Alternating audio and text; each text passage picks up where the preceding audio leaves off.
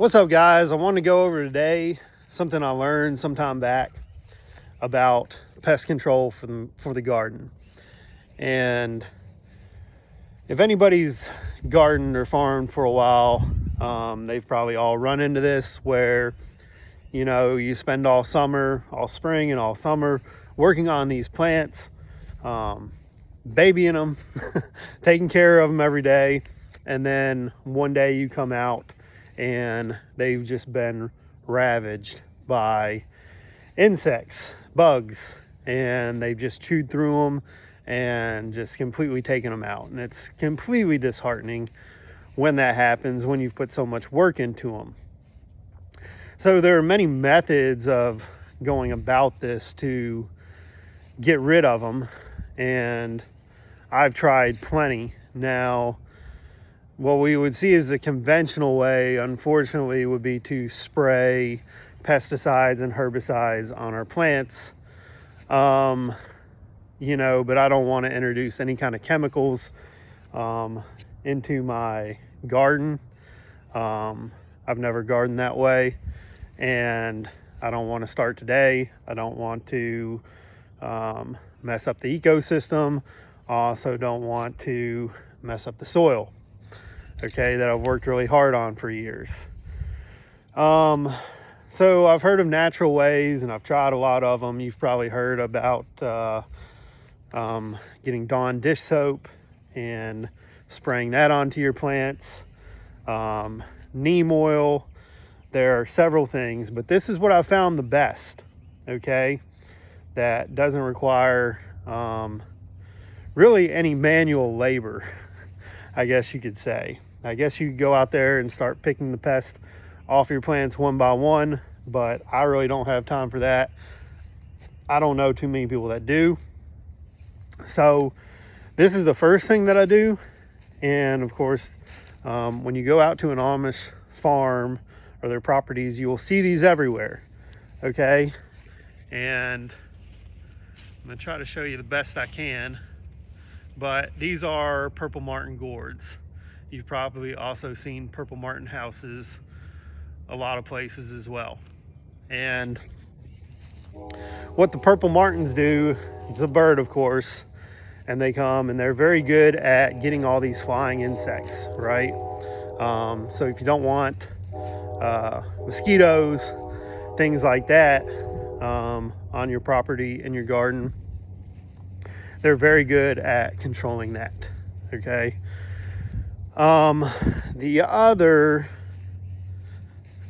and I'll discuss both of these a little bit further, but the other bird that I try to attract into the garden is the bluebird. And what the bluebird does is get those pests that get onto your plants. The ones that crawl on the ground, get up on your plants, and absolutely destroy them. And as you can see right here, I have 2 bluebird houses put up on my property, which is roughly about 2/3 of an acre. Okay. So you want to attract those 2 specific kind of birds, and they will control the pests for you. So no manual labor, no spraying it with dish soap and some of these things that, to be honest with you, aren't very effective in my own experience. Now let's talk about the Purple Martin and how to attract it. So as you can see with my stand up there, they like to travel in packs of at least 6, right? So you can't just go out and put up 1 or 2 Purple Martin gourds and expect them to nest there for the summertime, okay? You want at least 6. They like to travel in at least 6, and that's what they feel safe with. Also, you probably saw that pole I had them on, and you can run a line or something like that for my property. It's not really the best, but they like to be up in the air, okay, and they like to be away from trees, Okay, and why is this? Because if they're by a tree, predators can get into them, right? So don't hang these up by a tree. They're scared of snakes. They don't want snakes coming in. They like to be away from everything. Okay, and lastly, you want to put these up, if it's your first year, sometime between middle of March to the end of March.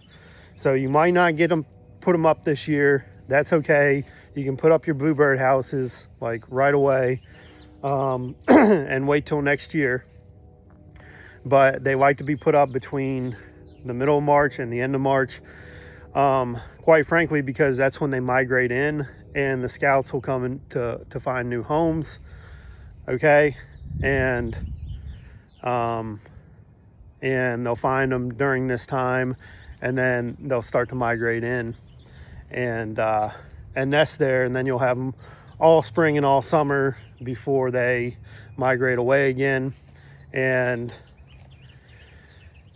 years after that, it'll be a little bit easier. Okay, so if you put them up too early though, other birds, you run the risk of other birds coming in and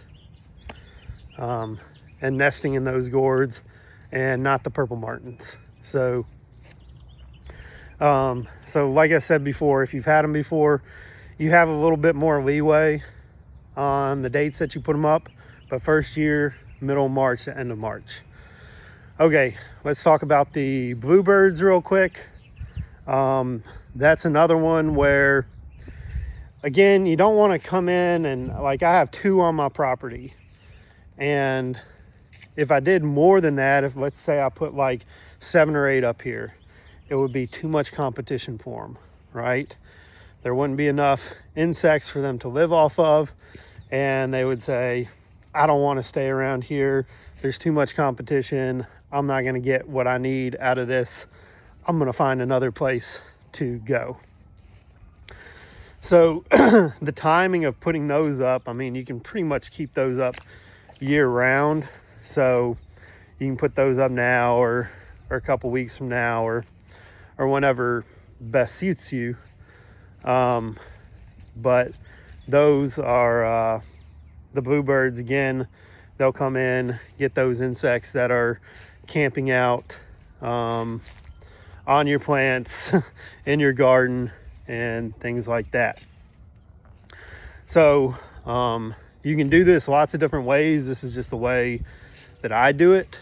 Okay, and like, there's one Amish man I met, and he was showing me his purple martin setup, and he had a big pole just like I did in his yard, and at the very top of it, it was like circular.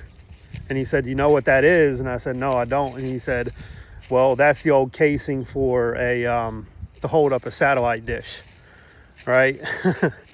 And I said, hey, you know, I didn't even think about something like that. And he said, yeah, he said they had a neighbor that had one in their yard, and there wasn't even a satellite dish on it anymore. And he just went and asked him one day and said, could I use this for my purple martins? And he said, yeah, as long as you get it off my property, like, please take it, by all means, take it off my property. So you might be able to find your own ways to, like, get real creative with it. Purple martin gourds, of course, are also something that you can grow and then hollow out in the fall and put them up that way. If you want to start growing purple martin gourds, they have a very prolific vine. They grow very similar to like cucumbers or loofah, and pretty fun to grow. I found mine like pretty cheap on Marketplace. Somebody was getting rid of them, and that's how I ended up on mine. But lots of different ways you can do it. But yeah, that's about all I got. And I hope you find this beneficial.